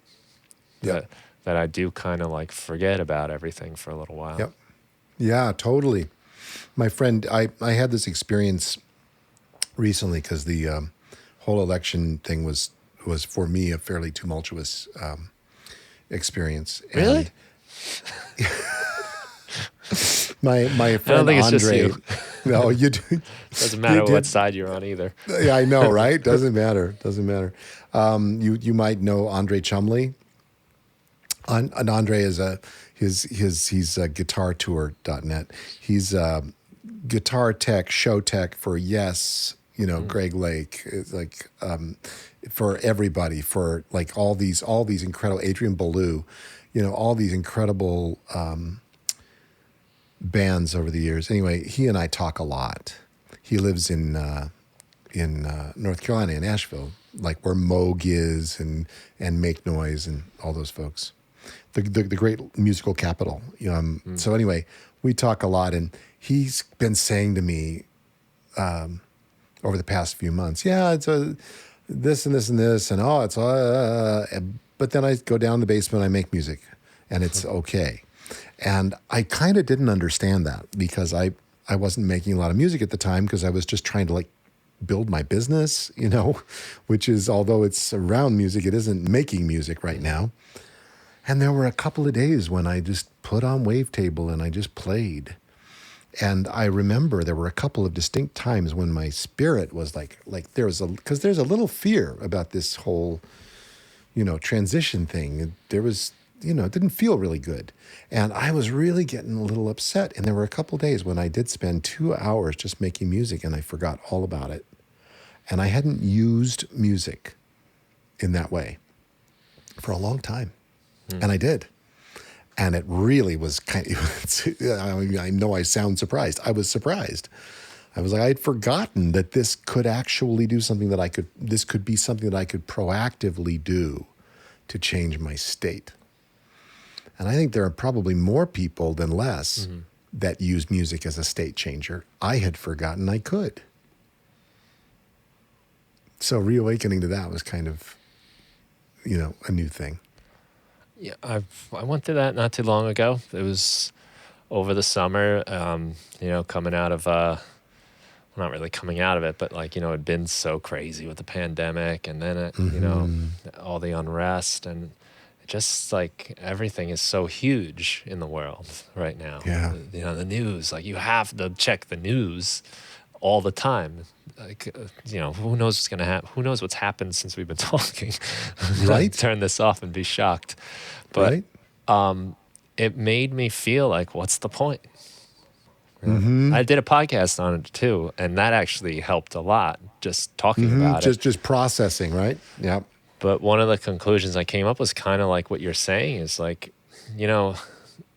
the result is that I come out feeling a little better and I'm a little nicer, and that spreads to anyone else, that's good enough reason. Yeah. That's a beautiful thing you just said. And we can, I get the same pressures too, where I feel like I got to be making content, working on things, and there's business stuff, there's emails, and, did I pay attention to stuff I should for tax purposes and whatever it is. And it can get stressful, and you can confuse it a little bit. But it is it's just a few minutes away that you can just go back into doing it and get lost in it. And that's and I think it takes some effort. Like you have to sort of like force yourself sometimes. You have to just say, I'm going to do it. I'm giving, because getting started is always hard because you're in those states, you're in those places. For sure. But For I sure. find almost every time that once I kind of get into it, it's, I love doing it. So like, Yep. you get sucked in. Yep. Once again, there's no resistance. Once you get started, there's no resistance. It's good. It's hard though. Getting started is one of the hardest things about making music, I think. And you said it too about doing your live streaming. You said you just kind of got started. Yeah. You just made the decision. I mean, that's how I started the podcast. I had built it up in my head, and I'd wanted to be doing it for so long, and then there were a million reasons not to do it because of whatever. You name it. It can be a reason. Yeah. Well, I'm kind of thankful for certain people that are public figures in. When I first started to investigate this, like my way of dealing with it was, oh my God, here comes a hurricane, right? This thing is now happening. We're in it. And everything that I've been watching Brian and everybody else do for ages, now I've got to think about because it's my way of my only outlet, my only possibility. And it's just an opportunity right now because I'm at home I'm doing nothing. I'm not touring. I'm not doing anything. So it's time. So my response to that is doing research.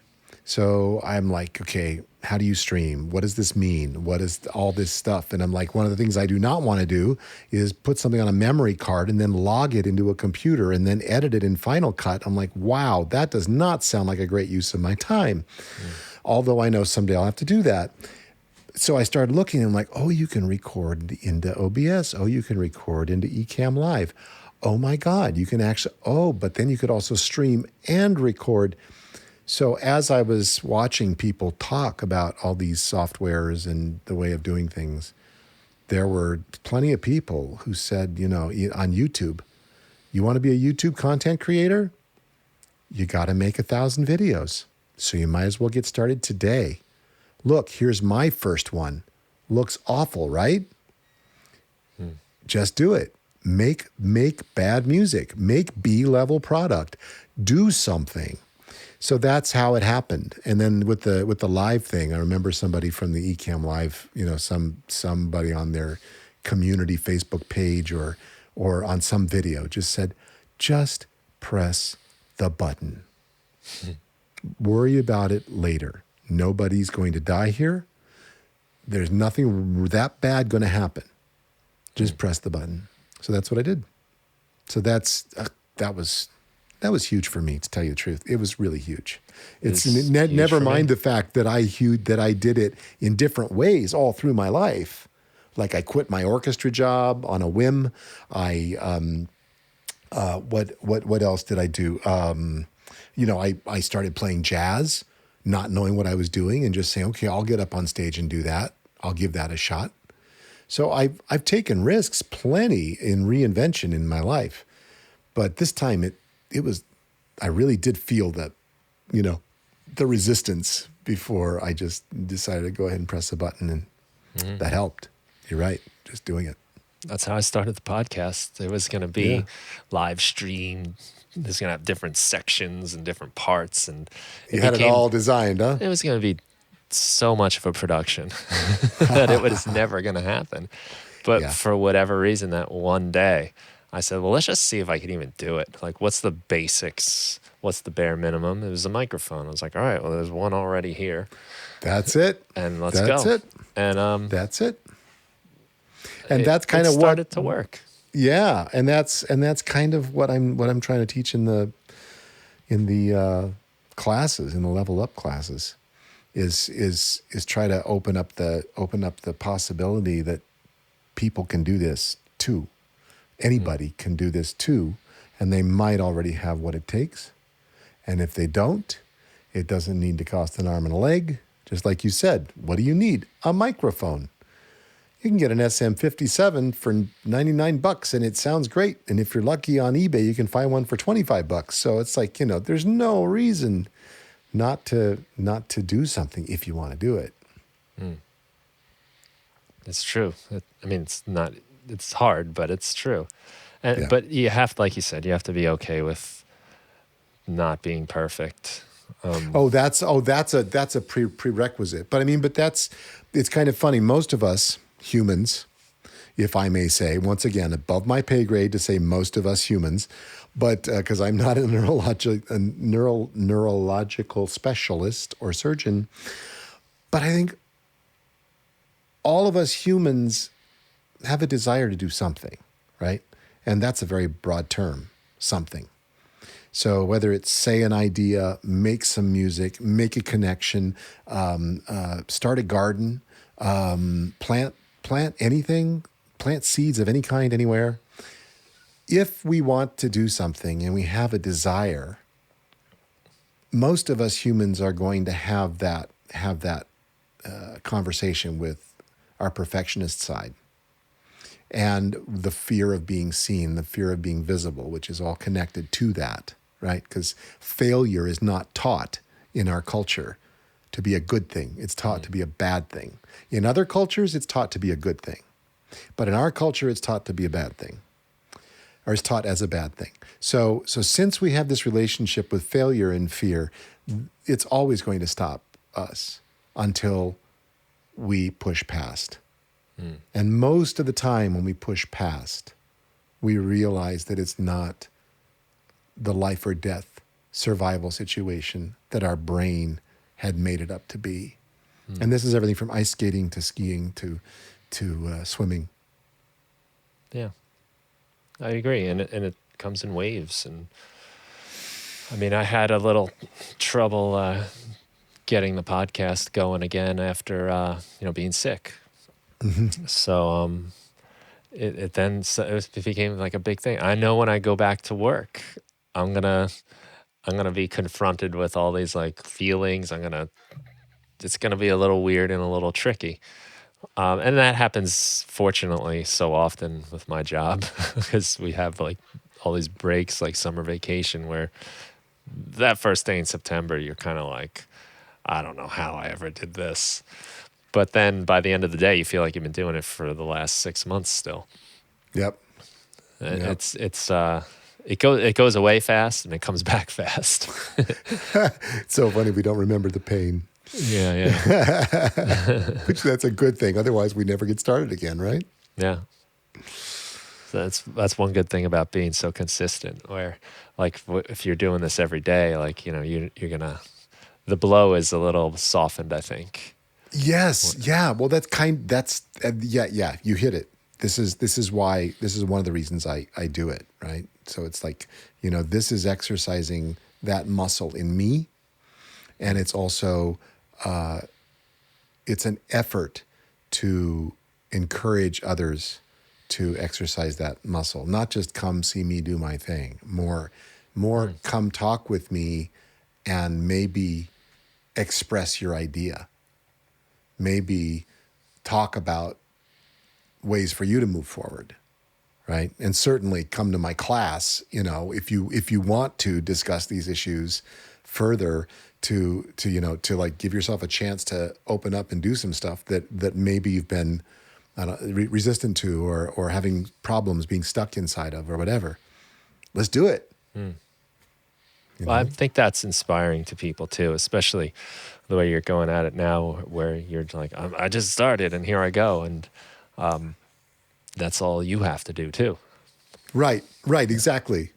It's that permanent student mentality. I really like it. It's a style of teaching that I'm very committed to. It's like, I'm teaching this material, or I'm introducing this material, and I am no less a student than you who I am offering it to. We have time differential between us of when I started to approach it and when you're starting to approach it. But that's the real difference here. Right. It's not that I know something and you don't know it. It's that we're all just kind of starting to learn this stuff and at different times. And of course, as a teacher, as a professional teacher as you are, you know very well when you see a student teach something to another student, that student learns more about what they know. Right? And I find this all the time. This is why I encourage, like in my college classes at Manhattan, I always tell my students, just reach out to somebody else in the class to see if they can help you solve your problem. Because if they can help you solve your problem, then that's a gift to them that you've given them, that they can help you solve it. Thereby they learn things more themselves, and maybe they see something that they didn't see before. And of course, if you can't find anybody to help you, come talk to me, because I want to. But it's really important to me that they work with each other, because then there's all this knowledge, all this spark that goes through the pursuit of learning, just at the very same level. That's a nice way to put it, as a gift to them. Yeah. Because we always see asking help as like being a burden. Yep. But it's, I mean, I know for me, like, I never learned anything so well as when I had to teach it. As soon as you have to teach something, like, then you really know whether you know it or not. Right. And Exactly. you grasp it. Exactly. When I was going for my teaching job, I got a job as a leave replacement to fill in for a teacher who was having her third child.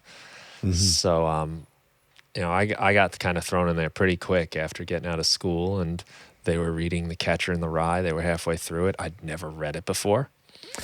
So I had to catch up, stay like a chapter ahead.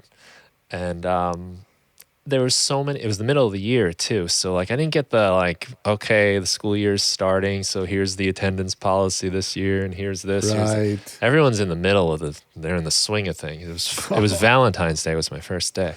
Oh my God. So I had to ask a lot of people for help. I had no choice. I had to.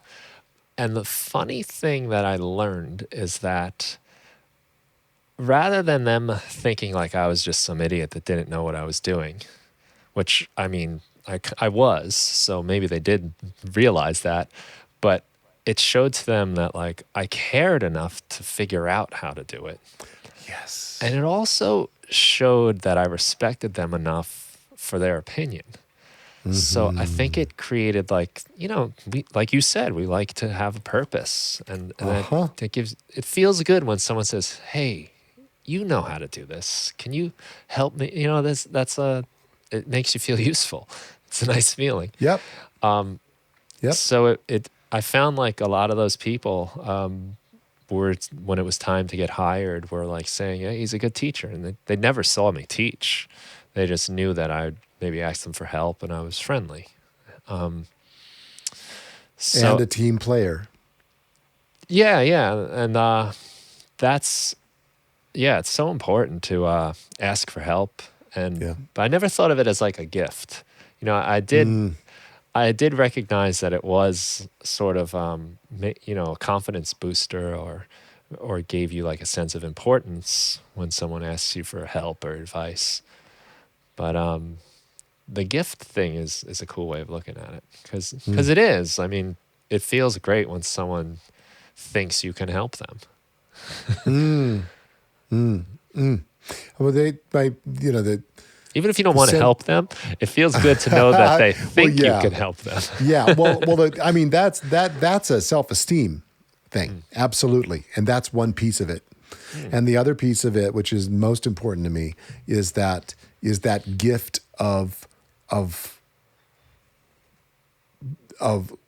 the person learning that they can teach something. Yeah. Right? So it's like, it's a gift for them to have learned it better.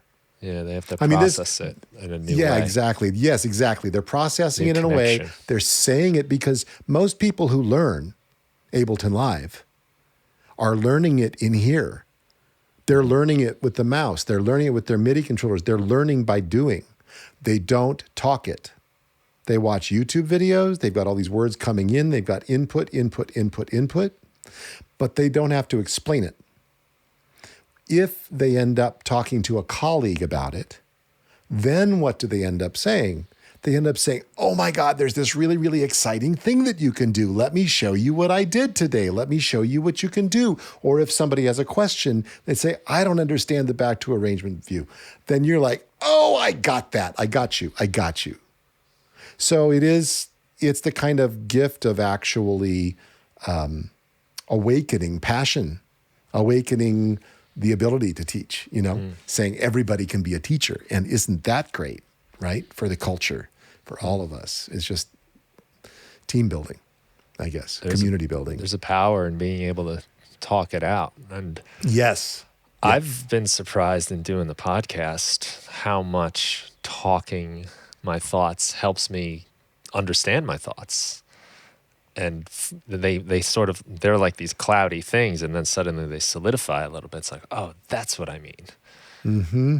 And that's something that I definitely got out of doing this podcast, is whether it's conversations with people like we're having, or even the ones where I'm just kind of have some thoughts that I want to say on my own. It all really comes together when you have to say it in words. Yes. You define it, I guess, is what you're really doing. Yep, you make it real. There's this idea that I really embrace, which is that there are other animals which have language, right? But there aren't any other animals who have the degree of self-reflection that we have. So it's this idea that we create our lives with our language. So, when you think of how we speak to ourselves, and even in saying, Brian, I'll meet you at 5:00 on Saturday to do your podcast, I've created something. It's more than just a few words in the Google Calendar day field. It's an idea that something's going to happen, and you and I are going to make that thing happen. So we've created something in the future, and then we live into that future.